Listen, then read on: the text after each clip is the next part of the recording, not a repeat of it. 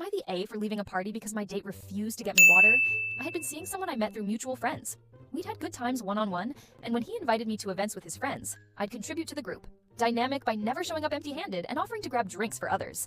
Fast forward to a holiday-themed party with his friends. My date and I planned to meet there and hang out afterward. I spent the day cleaning my condo and preparing mulled wine to bring.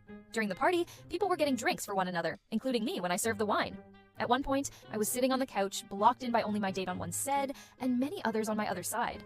I was tired and didn't feel like tightly squeezing past people I didn't know, so I asked my date if he could grab me a glass of water.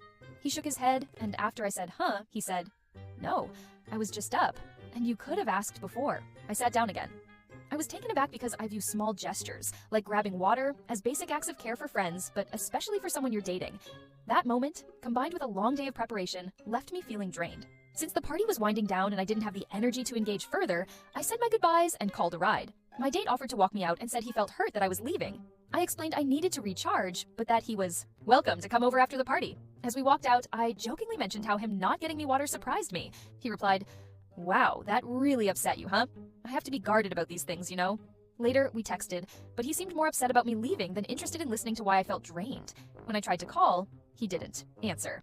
His texts were curt, and I eventually told him I'd let him decompress. 2 days later, I called to discuss what happened.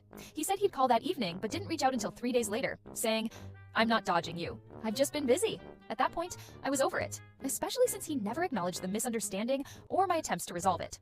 A month later, we finally had a conversation. He explained that getting me water felt subservient and was something I had to earn through time and being in the trenches with him. He also said I didn't understand how busy his life was. For context, I work multiple jobs. I calmly explained that grabbing water for someone isn't about being subservient, but a small act of kindness.